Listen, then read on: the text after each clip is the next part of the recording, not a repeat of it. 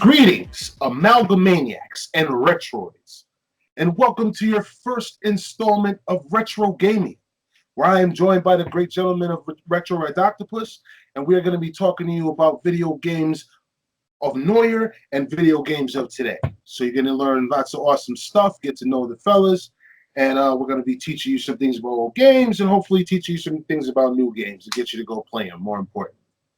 My panel is Nintendo. Matter of fact, gentlemen, why don't you introduce yourself? Hello, I am Nintendo, and I'm the quiet one. Right? You have to talk for your intro, but then you're done. Then I'm done. one and done. Easy. Easy peasy. Money. So, yeah, I like old things. I like retro video gaming. I like older movies. I like anything that's old and some new things I like and whatnot. And yeah. Okay, awesome. Greg? All right, I'm Greg, aka Boss Rush Mode. I am also part of Retro Ridoctopus. I also play bass guitar for Retro Ridoctopus's band Enchanted Exile. I'm also known as Mushmouth Mode, as you could just figured out. Because you mush all over. Words do not come out of my mouth cleanly all the time. So, and as everyone else here, I imagine, into retro video gaming, some new video gaming, geek stuff, nerd stuff. It's all good. I love it, and let's talk about it. Tim? Hey, everybody. I am Tim, a.k.a. 8-Bit Alchemy. I also play keyboard in Enchanted Exile, and I do 8-Bit music covers and originals on YouTube under the title of 8-Bit Alchemy. And I am the least old of all us old people, but I still like all that old good stuff because my brother is older than me by like a decade plus. So I have him to thank for that. But yeah, happy to be here. Nice. Thanks a lot for having us. Yeah, appreciate it. Thank you. And I am, hopefully, as you know, the boy wonderful Ian Wallace. I'm a master of all trades, jack of none. Jack of none. Wow. If only. Truth of the matter is, I'm a jack of all trades, master of none. I know, as evidenced by us practicing before actually starting recording, you just came up with all these things to do for us. It was pretty good. It felt like a jack of all trades. I wouldn't say master of none though. I think you got this down to a science. I appreciate that. I'm doing the best that I can. The sweat, I'm trying to hide the sweat with the lights. The lights is hopefully hiding the sweat and the perspiration. Spotlight is bright. So first off, before we get into it, I want to talk a little bit about the games that we're going to be reviewing for this particular episode. We're going to be talking about Resident Evil 7 Biohazard, a game that's come out about a year ago. But the reason why it stood out to me was because of the horror motif to it, outside of the more BioShock kind of thing that goes on in the original Resident Evils, and how it's just kind of like a zombie, adventure game. And it was a little more horror based, and I wanted to kind of talk about that. We're also going to have the retro guys talk a little something about Burger Time. One of my favorite classic arcades. Who doesn't love burgers? Exactly. Right. And if you can find this in any arcade, any real arcade worth its salt's going to have Burger Time and of course, like Pac-Man and all the other essential classics. So we're going to get into a little bit of gameplay about that as well. You're going to see some video gameplay of the actual games, and you're going to hopefully learn a couple of things and let us know a couple of things. Teach us a few things about these games that you guys might know. So don't forget to share information in the comment section down below. And I believe we're going to get started talking about Resident Evil overall. Well, before we get into that, before we start talking about Resident Evil, I wanted to kind of talk to you guys about Retro Ridoctopus in the group. Just in case these guys don't know and don't have any information on how to get in touch with you guys or what you guys are all about over there, please, one of you guys want to take it away and let us know? Go for it, Boss Rush. Oh, yeah, it's your idea. Well, you can find us on Facebook. You can find us on Instagram. You can find us on Twitter. You can find, all three of us, the ones that have shown up here, on each individually on YouTube. I'm Boss Rush Mode. We obviously have Nintendo, 8-Bit Alchemy, like you've heard before. The one member of our crew that's not here is Parasite Steve, a.k.a. Steve Van Sampson, aka Steve of Destruction, though almost no one calls him that. And, I accidentally called him that once, but I had to take it back. How dare you? Or else he couldn't say that spiel anymore. Yeah, But, he was offended. Well, that part I wasn't worried about. Yeah, that's he not a was, problem. though. He was worried about it. You just want to keep the cute nickname. Yeah, he does. But anyway, yeah, you can find us on all the good social media goodness. We like to just chat about old video games, basically anything retro. One of our slogans is just sailing the seas of all the things that made growing up awesome. There you go. Yes. Yeah. Yes. So, and I'll reiterate, words are not my strong suit. We're having you conquer your weaknesses here, Boss Rush. Gotta grab it by the throat. You're kicking its butt. Yeah. But I'm glad you guys gave that introduction, and please pop over there and make sure you check out everything they have going on. It's one of my favorite places to go to get nostalgic, and they definitely do everything 80s and retro, and it's a lot of fun to check out. So Thanks a lot, man. Guys, pop. Thank you. No worries. Thanks for having me. Yeah, absolutely. I can't wait till we do the next one. Resident Evil 7 Biohazard. Again, we've talked about this just a little bit, but I'm going to get into some of the specs of the game. Just reading off a wiki.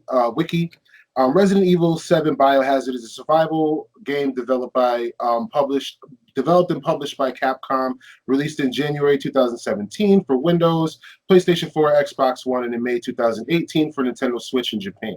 The initial release date was January 24th, 2017. Developer was, of course, Capcom. And the platforms, again, were PlayStation 4, Microsoft Windows, Xbox One, Nintendo Switch, IBM PC compatible. And it was a survival horror game. I kind of got the game. It's a little distracted to talk about the game because it's like right here at my fingertips to my left. And we're actually broadcasting live on Twitch. So make sure you follow us there as well. And if you happen to be checking it out now, go ahead and pop over on the Twitch and give us a look. And we're going to actually be playing some of the gameplay from Resident Evil 7 as the guys are talking about this game and about other about Burger Time as well. I love this game. I think it's a really awesome. Usually we go through about 3 points of what we love about the game, what the game looks like, and the overall point to it. What are you doing? And it's of course a action adventure horror game. And you're basically gathering items, trying to survive against biohazards and zombies alike and all kind of crazy murdering people that want to see you dead. And this is a very gory and it's a very jump scare kind of game, and I love playing it. It looks really, really good. It's none of the original characters from the other Resident Evils that you may be more familiar with, like Chris Redfield, Jill Valentine, and the like.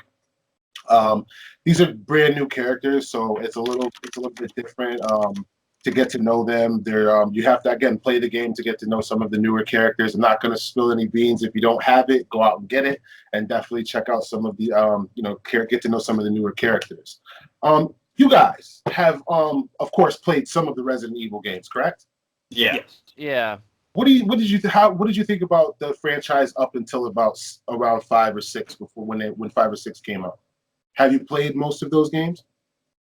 I've played the first one briefly, and I just couldn't deal with the tank controls. So that was a big turn off. Tank for me. controls are tough. Yeah, so I didn't care for that. Although I loved watching other people play it. I thought it was really scary and yeah, I just liked it. I agree. I think playing that it- the playing it just originals. wasn't me. Yeah, the originals are definitely tough because of the tank controls. I actually got into the remake of the first one because they changed up the controls. Yeah. It kept the game almost exactly the same. They just kind of made it a little bit easier for new players to get into it. And one of the things I really liked was there's a heavy focus on puzzle solving and like tense moments. Now, I never played through any of the original games. I just played them a little bit, but I think that focus was what was lost after Resident Evil 4. I think that they started to become more action. More action, yeah. I mean, Yeah, Resident yeah, Evil 4 was more action too, but that was like the only Resident Evil game that I actually got through. Yeah, And I really liked the story in that one, and the graphics were amazing and whatnot. So So Yeah. I have to. I agree 100% with both of those points of view. I actually played the first two Resident Evils in like on PlayStation when they came out, and I didn't care for them whatsoever. I just was like, nope. Now when Dino Crisis came out, I was all about that. Still had tank controls. It just took dinos. Exactly. Dinos is Right. what you needed to put up with tank controls. I think that's what it was. I think they just made it okay. I Dinosaurs just want raptors. more appealable. But I gotta say, I played the first two and I was just not for them. And then again, I played the remakes on the other platforms. I think Resident Evil 5 was the one I played all the way through, and I loved it because it was the co-op and the graphics were really well, done well, and I loved it. Greg, you were gonna say what you thought about the Resident Evil? I've played through 1, 2, and 3. I did like them all. I mean, I played them all when they were fairly new. So I mean, the tank controls are pretty tough, but I powered through it. I've played parts of 4. I really like 4, but for some reason or other, I was never able to get completely through it. And 5 I've played through and I completed. I really do like that game, and it is. I consider that game like a first-person shooter in a third-person perspective. Right. It kind of plays like that. Yeah. And because it's all over the shoulder. Yeah. So it's like almost first person. Yeah, I mean, Yeah, Resident Evil 4 was like that too. It was Yeah, over the it shoulder. was more. I didn't play 4. And number 5, well, besides Bloodstained just recently, is the only game I've ever gotten like every trophy for, like platinumed or whatever the Xbox equivalent for platinum is. And Wow. that's like one of the 2 games I've ever done that. And I only did because I heard it was like super easy to do, and it kind of was. So it's whatever, it's still a platinum. Wow, I didn't know that about you, Berm. I didn't know that you platinumed Resident Evil 5. Well, all that info was on my profile. All I have to do is look. Well, I don't have an Xbox. I'm not cool. I did it on PlayStation. Oh, well, then I'm stupid. Never mind. Yeah, Bloodstained, I got all the trophies for on Xbox. Well, all except for the Overlord, which is technically glitched, but I've met all the requirements to get it. So I'm just waiting in the queue. But Oh, when they decide to finally patch it, so That's the achievement actually pops up. I feel like that's the thing I don't like about the Switch version. It doesn't have trophies. So I'm doing all this cool shit, but I'm not getting any recognition. I need recognition. I feel like such a novice because I have like none of the trophies. I don't go for any of that stuff. I'm just like hoping I don't die a lot. Like that's my overall. I typically don't go for trophies or achievements either, but if I already get a bunch of them just by chance, like, you know what, I may as well try to get a few more. Why not? It's Right. Well, I got a bit of I've got a bit of a traumatic experience as it relates to the trophies. I played the first Batman Arkham Asylum game back when it first came out, and I wanted all the Riddler trophies, and I got like all of them but like 3, and it drove me halfway insane because I just couldn't find the last 3. And the second Arkham City came out, and I did the same thing. So ever since then, I just was like, you know what? I'm never aspiring to go after the trophies ever again. It's too much on my life. It's I'm too almost in the stressful. I'm almost in the same spot with Doom 2016. I think I have like, the only trophies I don't have are like the online ones. And it's like, no, I'm not doing online. I hate when they put certain trophies behind like multiplayer modes. Right? Like I want to be able to get a platinum for playing the game by myself because Right. I can't count on other people. Especially not in a video game, right? Right. Well, the Resident Evil Biohazard has it's a 1-player game.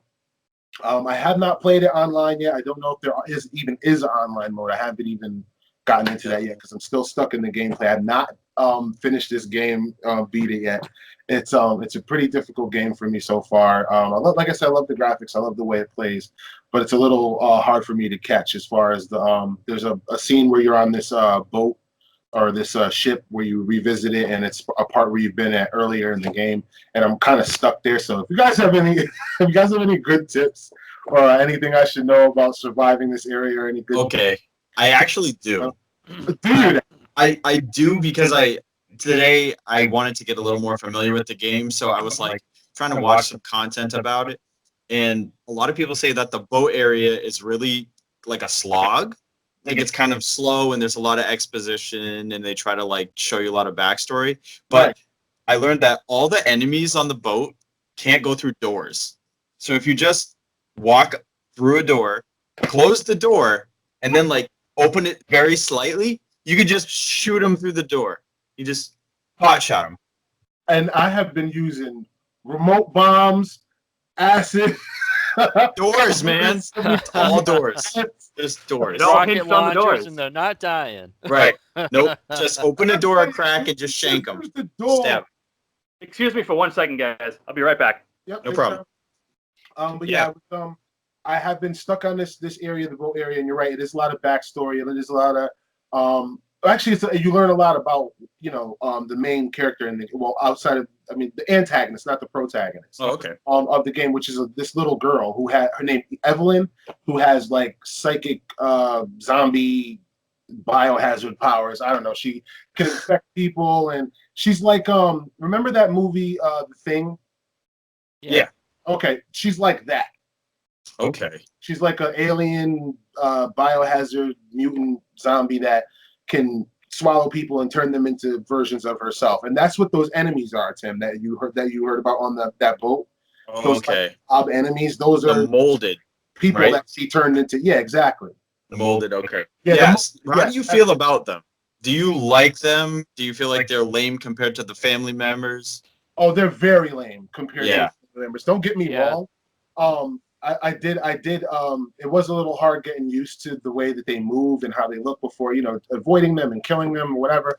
But the molded really was completely unimpressed. I was unimpressed with them, and I didn't really think that they did too good of a job as far as like screen enemies. You go from a game like 5 that has all these different types of enemies on each different level, and you had the big gators, and you had the different, you had the African zombies, and you had like the the soldier zombies, and it was awesome, like because there was so many different variety of enemies, and it's like the molded is pretty much outside of the bosses the main enemies. There's like the crawling molded and the walking molded, and it was Yeah. is that the best you guys could do? Right. Like, There's a I concept. also like in Resident Evil 5, they changed I mentioned before that it felt like almost like a first-person shooter with an over-the-shoulder view.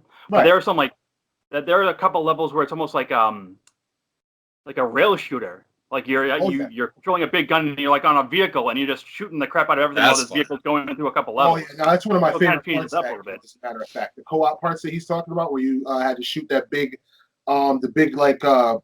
caveman zombie guy, like that was one of my favorite parts of that game. But this is like and there's another thing, it completely flips over because the bosses are so good in this game. Like the bosses in this game are awesome. Like the one guy that's chasing you, the father.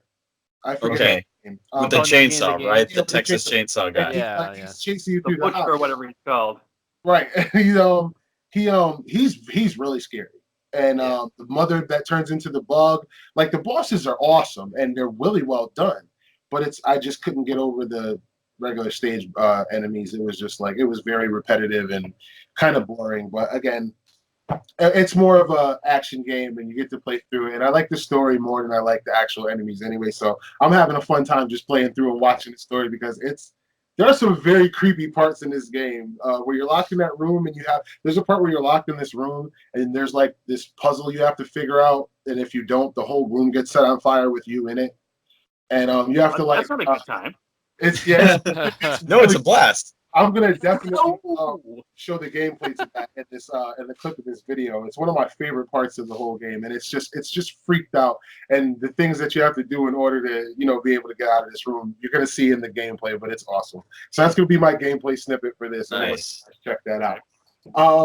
Moving right along definitely check Resident Evil 7 out if you can. I recommend it. It's pretty cheap, and it is a nice refreshing break away from the original title and all the different storyline that you've gotten used to so far. So definitely check it out, and let us know what you think about it when you do, or if you already have it, let us know in the comment section below what you think about it.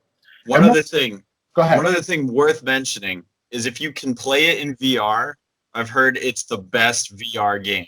I've never actually played it in VR, but I've heard the same exact thing. I actually when I went to GameStop, was looking at the VR setup just because somebody said, if you have Resident Evil 7 Biohazard, definitely get the VR. It's completely worth it. I've actually heard 3 different people say that. The main reason I haven't played it is because I want to wait until I can play it in VR. Okay. Because I know it's going to be mind-blowing. It's going to be the scariest thing ever. About that. So Just worth mentioning for anybody out there, if you have VR or you're interested, this is a really good game to justify your VR purchase. Nice. Also, I don't know if one of you guys mentioned it earlier while I was away, but I think that's one of the main reasons why that game is in first person, because it's just easy to transition from VR to like standard controller.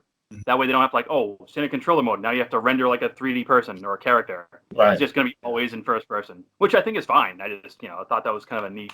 And the sounds and everything, I can only imagine what it's like in VR, because the sounds and the way the game sounds with even the volume turned up and with the surround sound on, I don't like playing it with the lights off.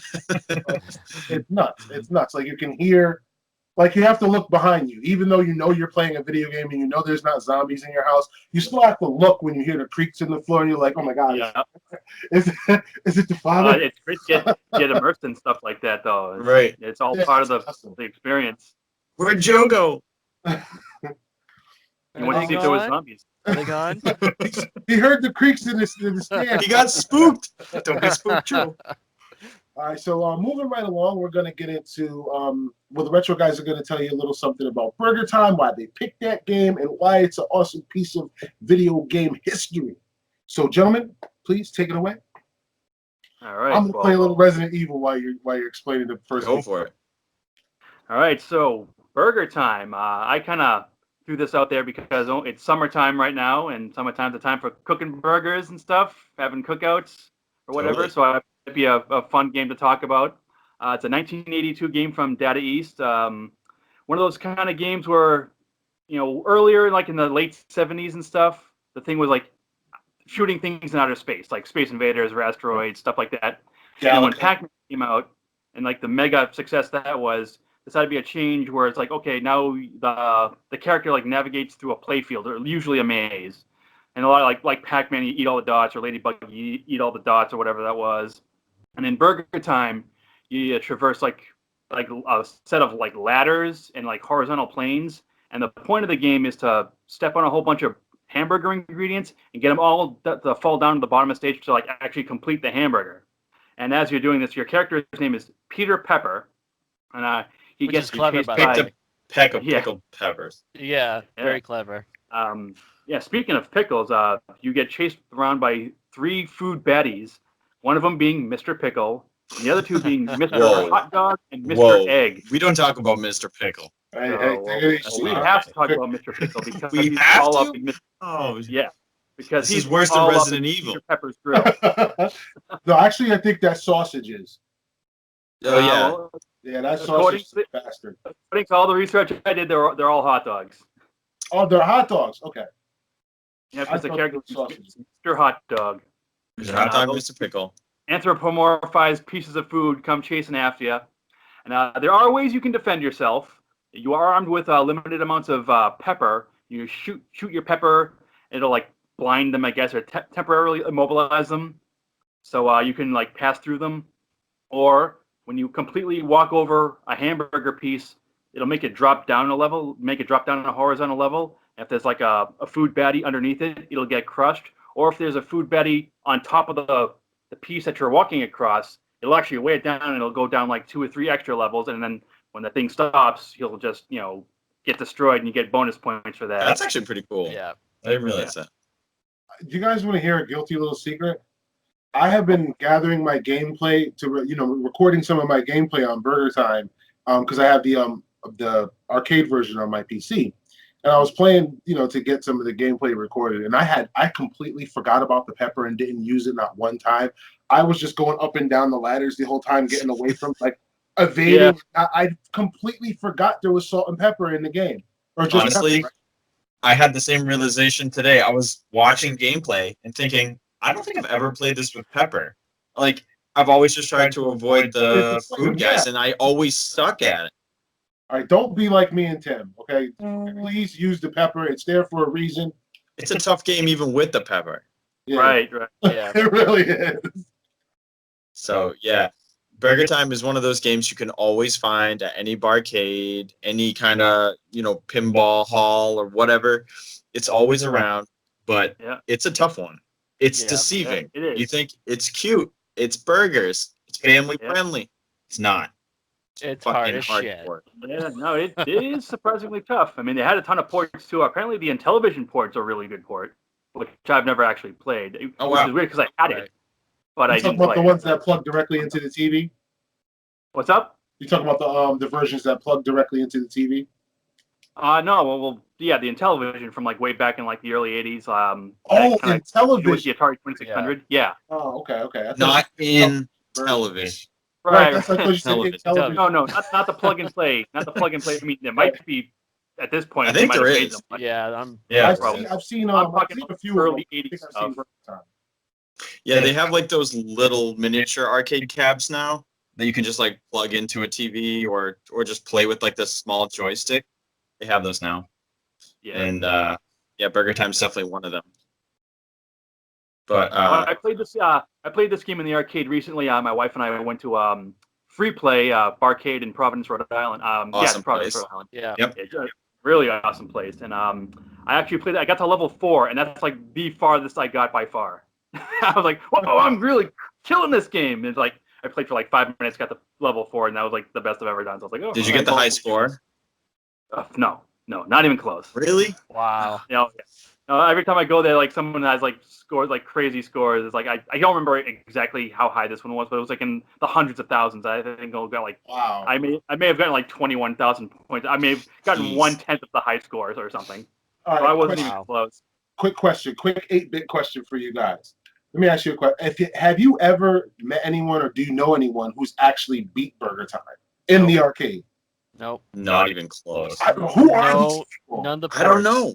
Who are these people with these hundreds of thousands of score? Like, do they sneak in the arcade when no one else is there and do the, get these amazing scores, or are they just there for show to like drive us crazy to make us aspire to like greatness that we'll never achieve? I What is going mean, on? Who these people are? It's What a it's right kids. They might describe it as we want to give you something to aspire to. Right. Right. reach this 100,000 points, which is like impossible because the hot dogs are trying to kill you. It's nuts. And Mr. Right. Pickle. You don't mess with Mr. Pickle. And Mr. Egg, don't sleep on Mr. Egg. Oh no, he's a bastard. Mr. Egg. Yeah. I could mess with Mr. Egg. I'd cook him up. I'd eat him good. Scramble it. Scramble it. Scramble it up, yeah. Yeah, I mean, you've seen Stranger Things season 2, right? You got little kids going into the arcade, just getting the top score. That's what it's all about. Yeah. It's like kids Totally. coming home after school. That's the people that have the top high score. Let me ask you guys another question real quick about Data East. As a matter of fact, the people who published the game. Are there any other Data East games that you guys like? Yeah, What one? actually. Joe and Mac, Oh, or Caveman yeah. Ninja, as it was Yeah. called in the arcade. That is a cool That's a game. fun one. Yeah. It's The definitely I got- all right. I got a good one. I don't know if you guys will know it. Remember a game called Bad Dudes? Yep. Yeah, I just You know what? yeah, I was just thinking mentioned it. Bad Dudes, but I'm like, was that Data East? I don't remember. Yeah, yep. But it Yep. was, yeah. I Yeah, love Karnov that. was the first boss. Karnov was the boss of the end of level 1. That's right. Yep. That's super cool. Karnov, the fire breathing guy. Yeah. Yeah. Who was Yeah. also an 8-bit video game character as well. Yeah. Yeah, he was like He an has his own arcade game. character. There's also a Data East game. No, they had they had him on Nintendo as well. Yep. Oh, really? Yes, they Yeah, did. never played that one. That's the first Karnov time I ever on played it NES. on Nintendo. It's And I a neat found it game. in the arcade. You guys Yeah, have breathed it's pretty- fire. Yep. He's like a circus. I don't know. He looks like the Iron Sheik. He does. He really and does. he's got like the little twist up handlebar mustache. Uh, And he breathes fire. I yeah. think he's got a magic carpet. Yeah, I mean, what more do you want? It's got a weird inventory system where it's like, okay, you collect these things and like, okay, you get this huge, like this row of like squares, and it's like one of them fills up when you get an item. It's like it's almost like a boy and his blob, except there's no blob and jelly beans. It's okay, all of a sudden I have a ladder. Okay, what It's am I just a boy. Yeah. Back to Data East games. Yeah, absolutely. Real quick. Yeah. There was one game that I remember used to play on the NES. It was called Werewolf: The Last Warrior, and Yeah. it is like nobody played this game. It's a super weird game. I've never heard of it. So the weird thing about this game is that it was based on nothing except it was originally supposed to be a Wolverine game. And if you go through the game and look at the enemies and look at the bosses, They're all X-Men Oh, guys. yeah, that's right. Like yeah. the last boss looks like Magneto. One of the guys looks like Juggernaut, but they lost the license, so it just became like generic werewolf game. It's pretty funny. It's not like a great game, And but I always played it. What's up? What's the name of it again? Werewolf: The Last Warrior. Okay. So interesting little bit of Data East history there. Pretty Okay. cool. Yeah, I definitely got to check that out. I've never heard of that. Yeah, it's super silly. Once you realize that just like the license got swiped at the last second, it's just so funny. You're like, oh man, they were totally planning on this being a Wolverine game. It's pretty Oh, funny. that's terrible. Yep. Yeah. Thanks a lot for that, Data East. Yeah, I know. Thanks. Actually, I feel I'm License looking up holder. Data East stuff right now, and I feel we do a big disservice if we didn't mention Karate Champ, like one of the original Oh, like, yeah. fighting games. Yeah, I had that one on Nintendo. OG fighter. Yeah. I'll be right back. That's almost as right. retro as the first Street Fighter. Yeah. Yeah, that's right up there. Yeah, Matter of fact, like I the very think that's first where one they that no got one plays. the idea from. Yeah, Fighting Street. Yeah. That's awesome. Well, it's a really awful speech. Oh, Oh, the announcer, yeah. yeah. Yeah, that Oh, was, yeah, I know, right? Oh, it's so terrible. They have to start somewhere, though. yeah, they did. And if you think about it, you know, we get the best of both worlds. I mean, I know the kids these days got the PlayStation 4s and the PlayStation 5s, and pretty soon they're just going to be plugging the HDMI cords into the side of their temples and playing that way. But we really did get the best of both worlds. Like, we got to see that growth from those horrible, crappy graphics to like what you see now, and you know, we really know the value of those games because we got a chance to really play them when they were hard, and you know, everything wasn't listed online, and you actually had to either own a Game Genie or sit there for hours upon hours. Know a friend who knew how to beat it. Yeah, absolutely. There was no save. There was nothing to save. You either played it until you beat it. Read a magazine. Yeah. Back when magazines were still a thing. Still relevant. Sonic Gaming Monthly, as a matter of fact, was one of my favorite things to grab as a kid. I would save up my little couple. I think it was like $4.99 on the newsstand, and I would get a lecture. Or you had the subscription, of course. And you would check out the games there, and you would learn things, tips, and tricks that way. But that was it. If you didn't play it yourself and learn that way, you were pretty short. So it's awesome that, you know, we had to get that experience as well. And we hope that you guys are getting some of that too, going back and playing some of these more retro games. It's not as easy as you think. You might look at a game like Burger Time and go, that seems like it's nothing. Trust me, when those hot dogs and eggs are You might think I've eaten a burger. I can kick this game's butt. No. Yeah, it's a completely different When Burger Time, the burger eats you. Yeah, exactly. You know, here's what I always wonder: is peanut pepper really small, or are these burgers friggin' huge? Burgers are huge. Burgers are friggin' huge. I want to believe that the burgers are huge. Yeah, because they're scaffolding.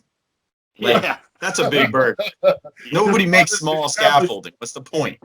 These burgers aren't in the establishment. They're part of the establishment. And once you knock them down to the ground floor, you have destroyed the establishment. Exactly. So we caved the whole place in. Who eats the burgers? That's a good question. Like, what are we doing this for? We're gonna shoot that out to our audience. You guys, if you know who's eating these huge burgers, Who's eating these big burgers? let us know. Are these like the burgers that I'm controlling that character. I mean, Wreck-It Ralph and Donkey Kong are probably eating them. Hopefully, There you Straight go, up, the game looks a lot like Donkey Kong. It kind of does, I think. It does. It does have that kind of feel to it, actually. Yeah. that's the first game I thought of when I saw Burger Time. Was like, this is the cookout version of Donkey Kong, except it's Mario and it's Burger Bomb. Well, ladies and gentlemen, thank you very much for joining us. We're going to bring our first episode to a close.